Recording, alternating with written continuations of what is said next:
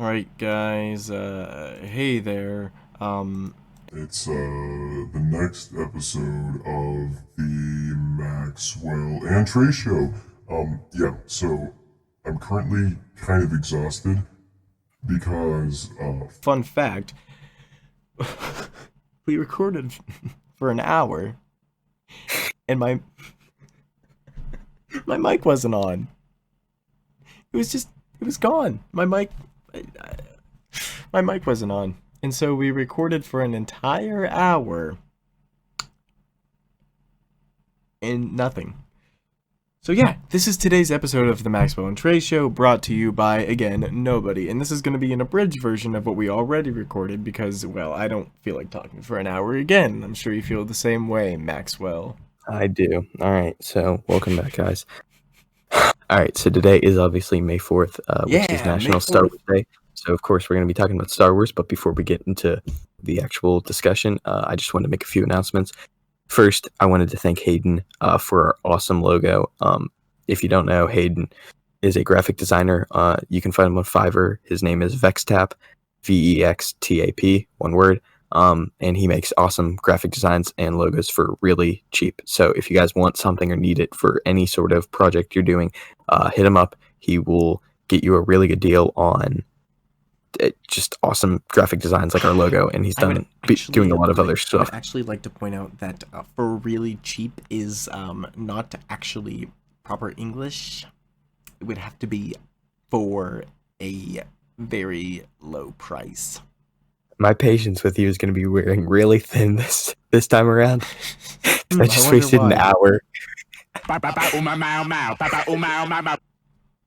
Do you want to give the second announcement? Yeah. So the second announcement is that if you want to give us money, go to our Patreon link in the Buzzsprout page. It's yes. There. We have a Patreon set up, so if you would like to donate, it would be greatly appreciated. If not, then don't donate.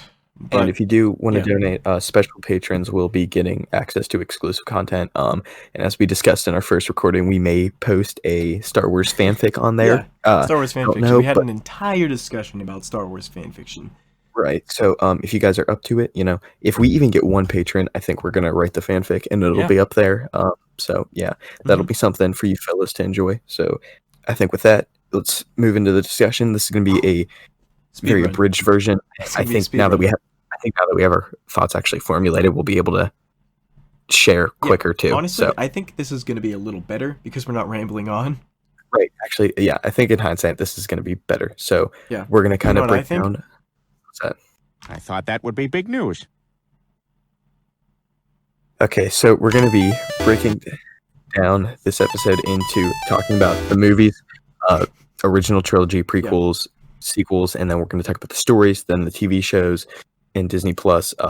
Might talk about some video games for a little bit, and then we're going to talk about some theories and the future of the series. Yeah. So, and I think we're probably going to spend the most time on the future of the series because that's what we didn't get to. That's whenever I realized I wasn't recording. Right. So I think with that, we're just going to kind of give our brief rundowns of each of the trilogies and the movies and our thoughts on it, and then we're going to move on. So Traye, I'll go first. Original trilogy. Original trilogy. I really like the original trilogy. I don't think anybody doesn't like the original trilogy unless you're deliberately trying to be edgy. Yeah, so, it's the least point of contention within the Star Wars fandom. Personally, I'm not a huge fan of A New Hope like everyone else is, but I really respect. You said I really appreciate what it did for the series, setting up what was to come later, and then watching A New Hope after the prequels. It's really kind of an incredible experience. How well everything ties in. Yeah. And for a movie that was made decades before the prequels, it ties into them seamlessly. I mean, I suppose, I guess that's just because the prequels were made after it, but it's like the prequels had existed the whole time, which in a sense they did, but in George Lucas's mind, and the speech Obi-Wan gives to Luke isn't it 100% a lie when you think about when you give it a certain context and look through it through a certain lens. So I think it's really well crafted in that respect. And then when you think about the Obi-Wan Vader showdown, and you think about the Clone Wars and Revenge of the Sith, what led up to that. Like, this is Vader's revenge on Obi-Wan for failing him. Revenge of the Sith. Yeah, I got it. It was hilarious, man. Thanks. That's what the revenge they're referencing is. Bro, it's crazy. Okay. Revenge of Fanboy and Chum Chum. So, favorite in the trilogy for me is Return of the Jedi. I think that's the best, and like we were discussing the first time around. Oh yeah. The finale. Good. A point that we made in the previous recording is that the climax of the third installment in each trilogy is probably the coolest, has some of the coolest scenes out of the entirety of the trilogy. That's pretty much agreed. Yeah, through all three trilogies, that's pretty much, I think, how it goes. I think Revenge of the Sith does a really good job Return of the Jedi does a really good job at taking the characters in a new direction, and that's really when I think Luke is at his best, at least in the original trilogy. No, I personally, I like all of them the same, really. I think each of them has really, really great strong points and a couple weak points. For example, A New Hope, the storytelling was really great, but the pacing, not so much. Right, it's very slow paced. Empire Strikes Back was probably, I'd say, the most iconic of all of them. You're right. Unfortunately, Star Wars is so ingrained in the cultural, mind that everyone knows the twist at the end. Yeah. Like, literally, I've known about that since I was like 2, and I didn't know why. I watched Chicken Little. I just knew it. Like, I watched Toy Story 2, and I knew somehow I knew somehow it was a reference to Star Wars, and I didn't know why. I forgot about it. Was just that. For me, it was Chicken Little. Whenever the pig, I don't remember his name. I don't remember much from that movie, but he goes, "Darth Vader is Luke's father." It was. I've never seen that movie. It was big news. I thought that would be big news. All right, so I think Too Long Didn't Listen. The summary for the original trilogy is it's good. Yeah, pretty much. Yeah. Yeah. All right. Prequels. I like the prequels more than most people, I think. I mean, the effects are bad. The acting is bad. But they're really good. I think, to be fair, hang on. To be fair, the acting in the original trilogy wasn't stellar. No, it was right. It wasn't like it was like a groundbreaking, like Oscar-worthy performances. You know what I mean? Sorry. Continue. I have a double triple Chungus deluxe. Revenge of the Sith is the best one. It is, by far. Okay, so my feelings on each prequel movie. Phantom Menace is not as bad as everyone says. It's not great. It involves some annoying characters, but it does, I think, a really good job of foreshadowing, as well as just introducing an entirely kind of new set of characters. Right, and it also follows the kid on a desert planet discovers that he's part of something bigger formula, which I believe we will talk about later. Oh yeah, and so I like Phantom Menace. Attack of the Clones, it's boring. I struggle to sit through that movie. I'm not gonna lie. Probably the worst one. Like objectively and subjectively, it's probably just the worst and the most boring. Yeah. Sure. And I don't want to talk about it because if you just remove that movie from existence and replace it with the entire Clone Wars series, then we're good. Yep. And now, do we want to talk about Clone Wars now, or wait until later? We'll wait till we talk about the series. Okay, cool. So Revenge of the Sith is one of my favorite Star Wars movies. I really enjoy it. It's watchable as far as special effects go. The acting is good when it needs to be, I guess. There are a lot of serious moments and a lot of memeable moments. Like you said, Maxwell, it's a meme Easter egg hunt at this point, kind of like Infinity War. Pretty much, yeah. It's like every other line is like you can be like that's where the meme's from, Hello there. Hello there. Hello there. General Kenobi. General Kenobi. No, that's Randy. Yikes. No. I'll keep working on that.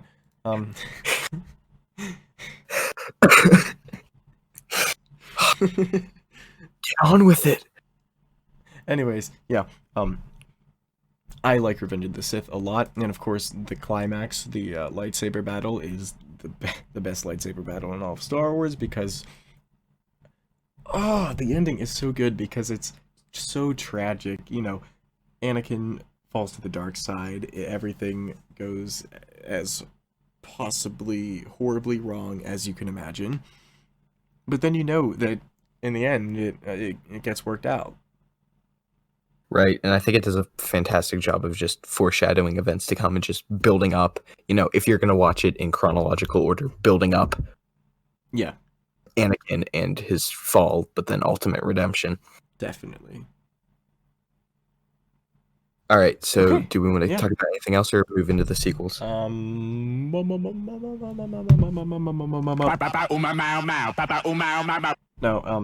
yeah, we can move on to sequels. All right, cool. Okay, so yeah, I you'll think I'm- start because you basically spearheaded the sequels conversation in the first recording. Right. So sequels, for those who don't know, Force Awakens was my first real introduction to Star Wars. It was the first movie I'd seen in its entirety, and I think it's a really interesting movie from the perspective of it kind of feeds on nostalgia, but it also works as this really interesting entry point for people who haven't seen the movies because it kind of treats everything that came before as sort of a mythology and this legend. And it's like the characters in the movie are vaguely aware of Luke Skywalker and Han Solo in the Empire, but they obviously didn't experience it, so they don't know what happened. And they learn about that through the characters, which is sort of like me. I hadn't seen the original trilogy. I know about these characters because everyone knows about these characters, but I don't know, what happened and how things went. And so I'm learning through the new characters, this sort of stuff. And I really, really enjoyed The Force Awakens. I think it's one of my favorite. It's one of my, if not my, no, it's not my favorite, but it is one of my favorite Star Wars movies. We know what your favorite. Oh no, it's still on. We know what your favorite is, and we'll get to that soon. We're gonna talk about it. Regardless, we're gonna talk about it. I really think Force Awakens does a good job of introducing new fans to the series, and it has obviously awesome cinematography and computer graphics, and the acting, and it is great. And I really do appreciate the mystery box element that George Lucas sets up throughout the movies. Abrams? What did I say? Oh, I'm sorry. Yeah, J.J. Abrams. Mystery Yeah, box. I wonder Mystery what other box. television show has that. We'll talk about Lost another time, Trey. I love talking about Lost. Yeah, like we said in the first recording, your homework assignment, if you guys are watching this, watch Lost on Hulu if you have a Hulu subscription, and it will be on IMDb for free very soon. Trey, shut up. All right, so that's Force Awakens. It's good. Kylo Ren's cool. Last Jedi. All right, we're gonna talk about this. Yeah, you talk about it first. This is a point of high contention within the community. Obviously, there's been a lot of toxicness, just toxicness with the fan Star Wars base in fans terms of, listening to this. I'm a Star Wars fan. You're the worst.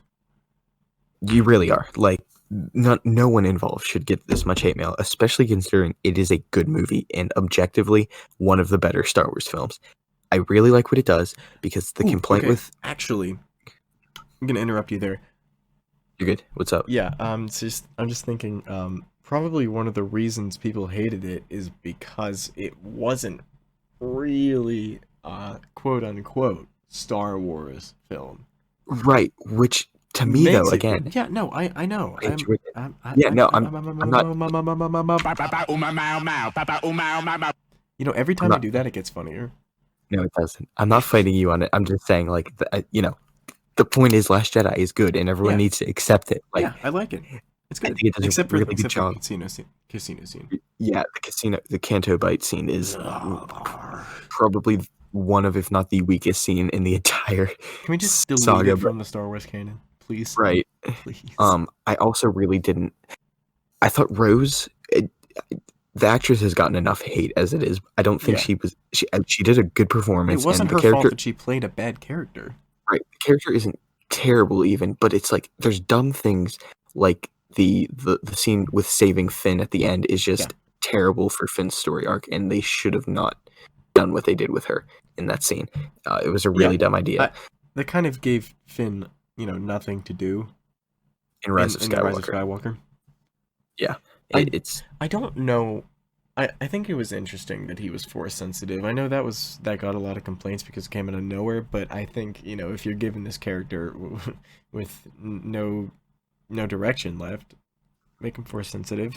Well, I kind of picked that up in The Force Awakens, though. Like, I figured he would just... Yeah, Whoa, what if The Force Awakening was in Finn? No. I know. Not even a little bit. I know. That'd be cool. All right. Well, so, okay. I think Last Jedi took Star Wars in a interesting direction that could have really been carried out well had the original concept for Duel of the Fates, which would have been the final installment in the trilogy, had that gone through. However, we got Rise of Skywalker, which I know Trey enjoys, but I really think it was a disappointing finale. And I think really what it was trying to do was Disney trying to copy paste the success of Endgame and just apply that to Star Wars, which Star Wars is not Marvel, and they need to stop treating it that way because it's a completely different tone, it's a different style, I do agree, it's a different on that story. Yeah. So you can share your thoughts on this because I know you have much more, I think, more positive things to say than I do, and I can kind of jump in. I acknowledge that it isn't what everybody wanted, nor was expecting, nor probably should have gotten. But alas, it is what we got, and I think the third act of the movie, with the exception of a couple things, I liked it. I liked that it wrapped everything up mostly. I'm not entirely sure how I feel about Rey being a Skywalker. Yeah, I know you don't like it at all. Well, but here's okay. What I think is odd is that to me it always listen. That's odd. It always seemed obvious to me That's odd. that Palpatine created Anakin. Yeah, but apparently that's like not really common knowledge. Yeah, that's not even canon. To me, I just always had assumed that he's talking about Darth Plagueis and manipulating the midichlorians, and it's known that Anakin doesn't have a father. He was immaculately conceived. But it's this interesting parallel that he wasn't an immaculate conception. He was conceived by the devil, essentially, right? Like the devil manipulated his birth. Yeah. So I just naturally assumed that that's how it went. So when they revealed that Rey is Palpatine's granddaughter, I figured that, first of all, if she was going to be a Palpatine, it would be his daughter, and he just manipulated the midichlorians again. But that wasn't the case. So, I just thought it was weird how they played into the whole Skywalker thing, but they legitimately could have just made her a Skywalker by just saying, she was an immaculate conception like Anakin. Yeah, I hadn't even thought about that. Yeah, which seemed obvious to me, but clearly it wasn't because so many other people just didn't think about it that way. But I really like the dyad in the Force thing with Ben and her. The Force dyad was cool. Now, whenever I heard The Rise of Skywalker, I was thinking, oh, okay, it's going to be about Ben's turn. And for a large, for all intents and purposes, I was kind of right about that. But the rising part was Rey. And I thought, when they exchanged their life force 8 times at the end, I thought it was going to be Rey, Rey and Palpatine, the two, the best side of the Force, the Jedi and the Sith. It's just the Seth tubes. I'm sorry, Seth, if you're listening. The Jedi and the Sith cancel each other out. They kill each other. They're dead, and you're left with Ben Solo, who has experience with both sides of the Force, and he goes on to both continue the Skywalker legacy and not be a Jedi or a Sith. And instead we end with a traditional Jedi victory, which, it's a happy ending and all, but I thought it would have been a bit more interesting. But it wasn't my movie, so.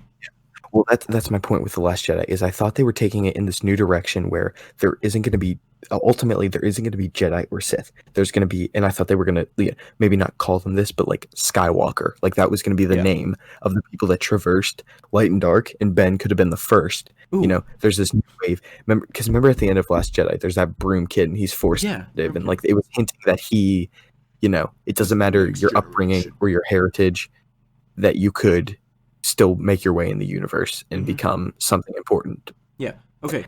Mhm. Interesting thing I just kind of right now thought of. Mhm. What if they deliberately didn't wrap up the balancing of the Force so that they could tell stories far in the future?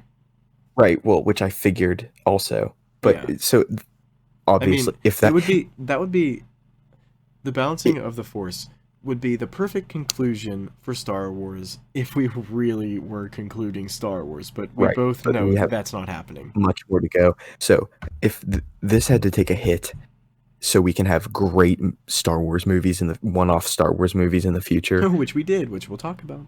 right? Then I'm all for it. Which Yeah. I think this is a good transition point I for think the so as stories. well. So yeah, Okay. TLDL, too long, don't listen. I think that we should make that a series regular. Yeah. Yeah. TLDL. TLDL sequels. Some Pretty parts are pretty good. solid. Yeah, some parts are good. Some parts aren't. They're all enjoyable. Could need some fixing up. Yeah. Yeah. That's about it. All right. So the stories. All right. Stories. Here Solo we go. first. Then. Solo first Okay. because that's the one. Yeah. Okay. Go Yeah. ahead. Solo. I didn't think needed to be made. I thought Han Solo was kind of cool, but I don't think I ever needed to know about his backstory. I did really enjoy Donald Glover as Lando, though. I thought he gave a really Donald. charismatic and cool performance. And I really liked Crimson Dawn and Darth Maul showing up at the end. Yeah. Other than that, I thought it was kind of stupid, and it was just genuinely unnecessary and a terrible release time. Yeah. Like a few months after Last Jedi, which was super controversial, and then like 2 weeks after Infinity War came out. It That was a terrible. terrible idea, especially since it was Disney that released both of them. Right, What it were wasn't they competing thinking? studios. Competing I with don't know. themselves and deliberately throwing Solo under the bus. They 'Cause sabotaged. let's be real themselves. here. More people are seeing Infinity War than a one-off Star Wars movie. Right, exactly. So it was just my thoughts on Solo. I didn't hate it as much as you. I liked all of the things that you said you did like, but I also enjoyed the plot points that they chose to focus on for Han's story. I also don't think it was necessary. I thought it was a weird choice for a Star Wars solo film. Get it? But anyway. I think the movie itself could have been executed a little better, but the plot I think was solid, and the way it explained Han's backstory I think made sense. Yeah, agreed. So do we want to move on to the good one? The shining. I don't know where I was going with that. I don't The know thing either. that we probably showered the most praise on in this entire first recording. So Rogue One. Rogue One. I love this movie. This As is do I. My favorite Star Wars movie. I also really like Rogue One. I think it's the best thing to come out of the Disney era, except maybe Mandalorian, but we'll talk about that later. Yeah. It's really good. The Darth Vader scene in the hallway. That is hands down the only scene in the entire saga that has made Darth Vader look legitimately cool and menacing. I love that scene. Yeah. Additionally, I think it has really good characters, really good plot structure. I think emotionally it really grips you with the characters, and I think it really answers that unanswered question or kind of resolves some plot points that were left open in A New Hope. Yeah, whoever said, "Hey, why don't we tell a story about how the Death Star plans got stolen?" You're a genius. If you're listening to this, I don't know why you would ever listen to this, but if you are, good job.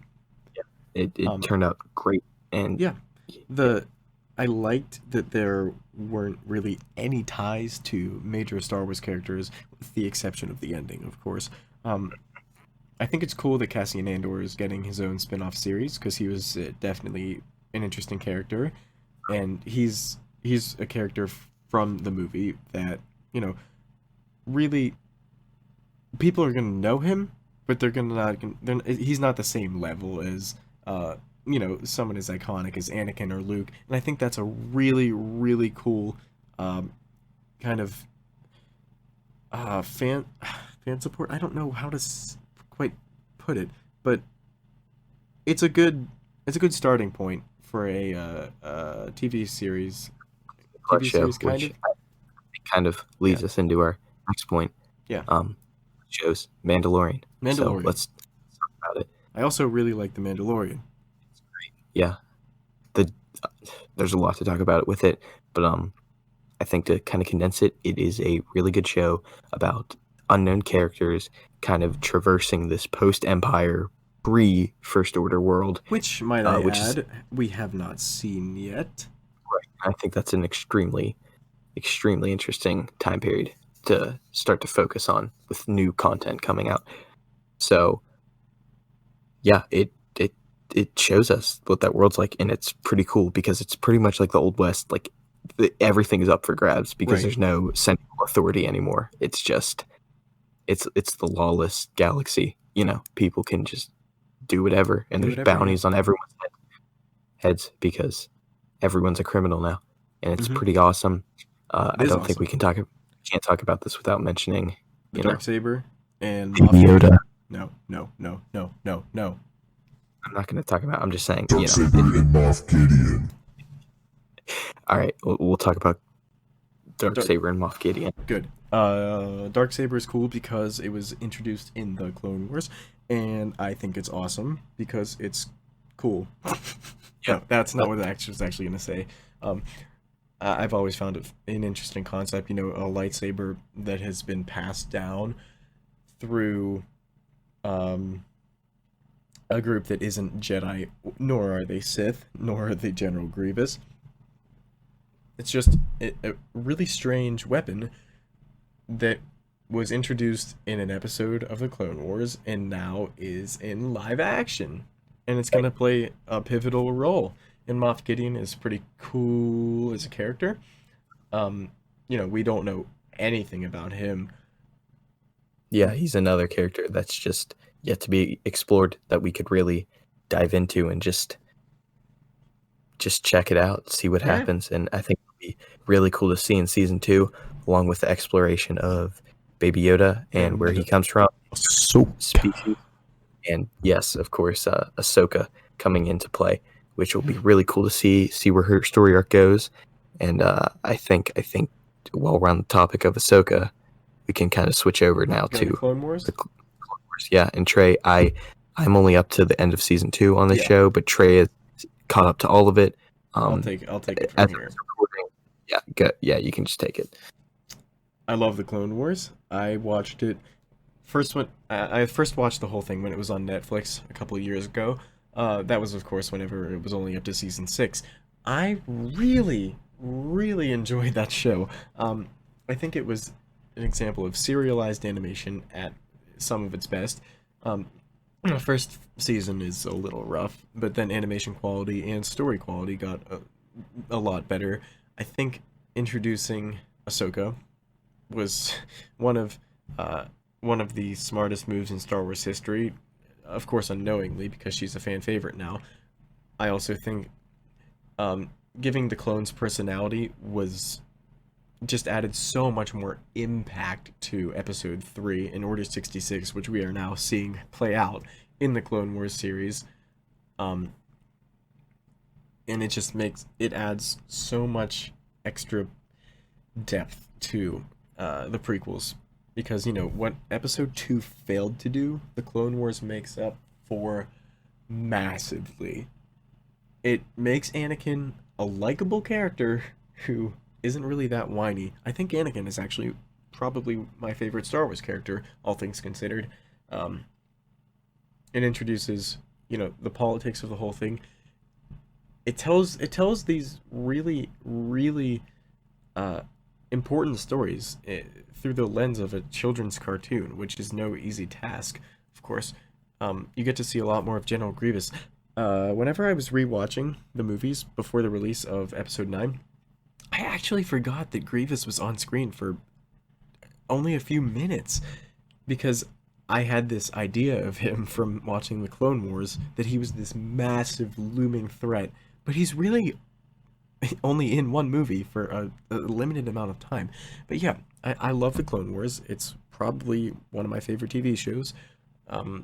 Everything about it is good, and it's better than the prequels. Yeah. Well, so as of this recording, we have about 5 hours until the final episode of the series. 3 hours and 20 minutes. Oh my god, yeah. So the end is coming here soon. I can't wait. So obviously we can't comment on that, but you know, that will be coming out. So that's pretty cool. So I think at this point, this is what all we had talked about up until this point. I think so. Right. So, oh yeah. Also, it's important to note that neither of us have seen Rebels or Resistance. Right. One more thing about Clone Wars. Yep. It introduced two really important characters. Saw Gerrera, who now had his first live-action appearance in Rogue One, and is in Jedi Fallen Order, and he is awesome. And of course, okay, this isn't technically an introduction, but it's really the fleshing out of the character of Darth Maul was brilliant. It took a totally wasted character from the Phantom Menace and made him actually compelling. And the fact that spoiler, I mean, if you didn't know already, in Season 7 of the Clone Wars, when Maul was right and Ahsoka should have teamed up with him to stop Anakin, you would never expect to want to side with the Sith. But Maul's argument to Ahsoka was correct, and it was so agonizing to see Ahsoka not believe him. And I know you have no idea what I'm talking about, but but I'm kind of piecing together what I think I'd seen a little bit of the clip. It came up in my feed on Instagram. Okay. But so the Darth Maul as a character is so much better through the Clone Wars because he does what doesn't he do? First of all, he's not dead, then he gets spider legs, then he gets actual legs, then he takes over a criminal organization, which we see in Solo, and then he gets his takes resolution. Over a planet. Yes. Mandalore. And then he gets his resolution in Rebels. Right. See, here's what's great about Star Wars is that people aren't expecting the same consistency in it as they are in Marvel because it's clear that the timeline is going, it's everywhere. The quality of a movie, the actors who are portraying characters, what they look like at that point in time, if it's animated live action or if it's a video game, it's not going to matter as long as you're able to still tell that story and relate it to everything that's come before and will come after. The connective tissue in it is what makes Star Wars so great. And Star Wars throughout the entire series has this concept of the bad guys, they can be good guys, and I think that's a really cool message to give to people, and especially right now in the era of villains are villains. Even Thanos, while you could see where he was coming from, he was still very much a villain. But in Star Wars, you have Anakin, you have Ben Solo, you have Darth Maul, who I guess really didn't become a protagonist, but he definitely wasn't as evil toward the end. Right. Yeah. I think there's villain switching sides. That's definitely always been a staple of Star Wars, and I think it's a really, really cool concept. And I think the concept too, and we talked about this more in the first recording, of history constantly repeating itself. Yeah, which is one of the reasons people hated the sequel trilogy, because it was kind of, a rehash, right, of the original. But that's it's the point of Star Wars. It's all the point of Star Wars, right? It's like George Lucas once said, when they were making the prequels, it's like poetry. It rhymes. It's like everything has a parallel in each over the course of each trilogy, and like there's these underlying themes and messages, and there's these things that all connect to each other, and it's intentional. It's because this is what it's like. Yeah, people make the same mistakes all the time and do the same stupid things, and we allow the same things to happen over and over again. It could really be interpreted as a commentary on how the world works, right? And it's because it's not like commentary on one, because it comments on just the world at large. It's able to then nature of our world and our history, right? It's able to then delve into specific things in the stories, right? Because you can target specific issues within each story. Right, and I think it's really interesting that the overarching theme of Star Wars, it's not the droids, it's not the Clone Wars, it's not the Republic, it's not the Jedi, and it's not the Sith. It's the Force balancing itself through people. Right. And how there's constantly shifting power between the different alignments. Mm-hmm. And this is why I think in the future of the series, what they need to explore more is they need to fill in the gaps in these stories, show things that we're missing so we can have more collective understanding of it. I think I talked to you about this. I think an awesome pitch for a movie would be doing an episode 10, and it's like a small scale story. It's like this personal odyssey for Rey, and she's on her own, but she's not Jedi, she's not Sith, she's just doing her own thing. Yeah. And it would be able to, I think, bring in these themes and messages, and then after that's said and done, you can kind of take these things wherever, and you can go all the way back to Old Republic, or you can go farther in the future. Bring back the old Republic. Yeah, I mean, no one's disputing that. Oh, I just muted myself again. Not gonna happen. Not gonna happen. Because that's what I did. Yeah, the first last time. And we recorded for an hour. We did. Actually, we've been recording for 36 minutes and 10 seconds as of now. So nice. So this nearly triples our time for the first show. Yeah. So that's pretty cool. I think this is definitely a better length than the first one because wow, did we go on about nothing. Yeah, for real. Well, we really didn't have anything to talk about. That was just kind of a practice run. Yeah. So, yeah, I think. Also, in case you didn't know, we are recording this on Discord.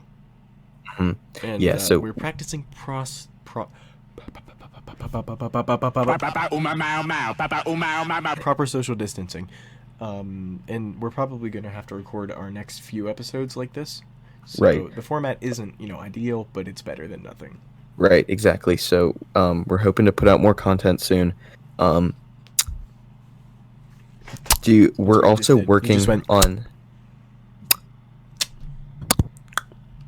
We're also working on a project. I think we're going to be able to finish this over quarantine, but we'll see how it goes. We're pretty excited about this. We don't know where we're going to put it up yet, but it'll minimally be on Traye's channel, so make sure you guys go and subscribe to him. Maximum Seximum. Right, exactly. I think it's going to be really cool. And me too. Yeah, I just hope that everyone enjoys it. Also, I'm putting out a Star Wars video of my own today on my own channel, Max Ryan Christopher on YouTube. You can go check that out if you want, or if not, don't. It's cool. But I would love it if you guys could. So I think we've kind of said all we need to say without taking up another hour. Is there anything else you want to talk about with Star Wars? I think I'm good. Other than how it's okay. You know what? TLDL for the entire podcast. Mm-hmm. Star Wars is good, and it is a cultural. It is part of Western culture at this point. So if you haven't seen it, well, first of all, why have you listened this far? And second of all, you're insane. You need to watch it. It's really just one of the most important. Not even just films at this point, film series. One of the most important collections of media in existence because, it's iconic. It has messages. Oh, speaking of messages, some cool things that I noticed whenever I was watching, the original trilogy, is that Princess Leia was kind of the cool female lead before that was a thing. Right. I feel they didn't force it. She was just like that. I know. I'm not one to talk about, this kind of stuff a lot, but that's something that I have noticed throughout all of the Star Wars movies, really, is that the female leads are naturally leaders. It doesn't feel forced. Well, for most of them, I'd say. But yeah, I'd say they did a really good job with not making it not a commentary and just a fact that these people are in these roles because that's just their role. It's about them as individuals, yes. Not as right. Yeah. Exactly. And that's a pretty cool message, Star Wars, so thanks for getting that right. Yeah. I think at the end of the day, what people should be trying to take away from Star Wars is that we all have the capacity to do good. We all have the capacity to come to an agreement and to, find common ground, because when you, like, the point of the prequels is to show you can be on either side of something, but if you're clouded by arrogance and hubris and just your own personal opinions about stuff, and you just cloud that and just don't even attempt to look at the other side of things, it ends badly for everyone. And that, I think, even more so now than whenever it was originally released, that is a really, really important thing that you need to take from watching those movies. If you close off your mind and only base your entire worldview off of your own opinions, it's going to lead to bad things. The Jedi Council could have prevented the entire Empire from happening if they hadn't been so restrictive of what Anakin was allowed to do.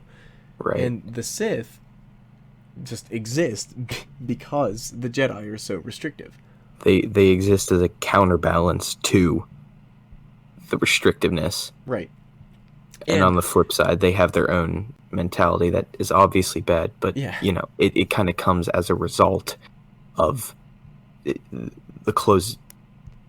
closed-mindedness of the Jedi. Yeah, closed-mindedness, right. The entire saga is this cycle of constantly balancing each other out, and you can really interpret that, if you want, as saying two sides are going to get nowhere unless they actually come to an agreement.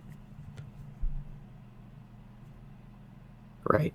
It's and the great thing about it is it's a theme that can be, it doesn't matter when the movies are released, right? Back in the 70s, in the early 2000s, or right now, there's always stuff going on that these messages relate to, because they're so universal and they just traverse time like that. So it doesn't matter where you are, when it is, that's going to apply in some way to what's going on. Yeah. I honestly am having a really, really hard time thinking of a better series that I would like to introduce to my own family at some point. Whenever I'm older and, well, hopefully, have children of my own, I think I would like to show them Star Wars, because you can take so much from it, and it's entertaining, and it's important to our culture, and no matter who you are, you can take something from it. It's not like the some of the viewers would say, it's if you're not a teenage boy who has nerdy tendencies, then you're not allowed to enjoy it. It's really for everybody. It was created with, when I'd watched a documentary about Lucas and the creation of this, he took from mythology and ancient, writings and texts, because these themes and these ideas and these characters are so universal that it should be enjoyed by everyone. It's meant that way for everyone to consume it, to take things away from it. I actually read that Lucas, he wasn't into science fiction. It's not a science fiction story. It's told through that lens, but it is very much a story that has been told over thousands of years. Right. It's the ultimate. I believe it's called the monomyth, right? Yes, it's the collective story. It's not a story, it's the story. You can just tell it different ways. And I think as much crap as Lucas gets for the prequels, he needs midichlorians. There needs to be some appreciation for what he has done for pop culture in general, but the series as a whole, and telling that story. Oh yeah. And having the guts to do that. Thank you, George Lucas. Yes. Thank you. Thank you. Is that it? Have we said everything? I think that's a good note to end Star on. Wars is great. Fantastic, yes. We love Star Wars. We do. And we do. Yeah, so thank you guys for tuning in And, on our special May 4th episode. Yeah, if you're listening on the day of release, then May the 4th be with you. And if not, have a good day. Yep. There we go. Yep. Okay. Thanks for listening. Thank you for listening once again.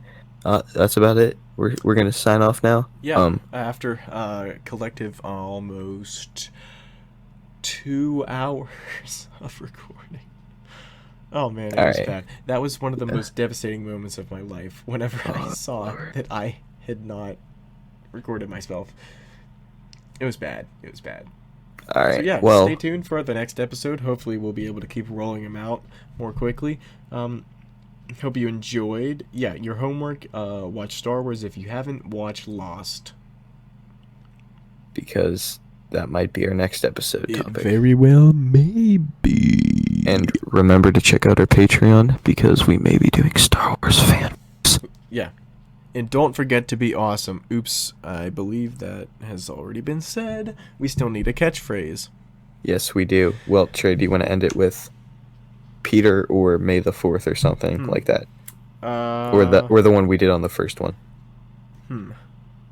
It's up to you. Have you not heard? I thought that would be big news. I've been playing around with the soundboard. It's quite fun. All right. Yeah. Okay. Okay. Hopefully, I will not use it. Well, don't worry. I will use it to be very annoying in future recordings, but it won't be the same thing over and over again. That'll be our little shtick. It's like every time it's a different thing, right? Yeah, kind of. All right. Except, cool. Yeah. Okay. Yeah. Yeah. Okay. Yep. So you'll send us off because you did that. That's your thing. You send us off. So whatever you want. Ooh, what if I played a goodbye song?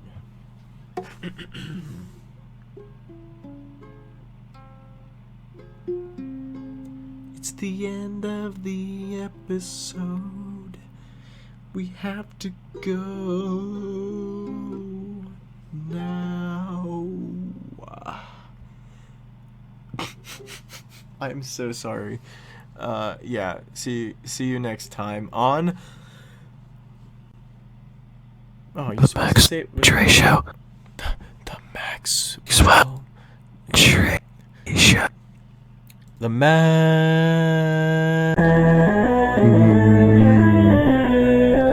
and Traye Show.